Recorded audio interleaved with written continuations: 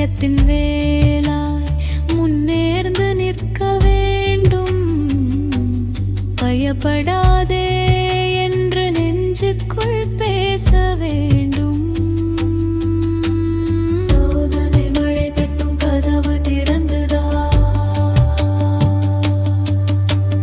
தடுமாறும் பாதம் தடம் தேடும் நேரம். என் நடுங்கும் உள்ளம் உன் நாமம் ஜபிக்குது. கந்தா நீ வர வேண்டும் என்று அழைக்குது.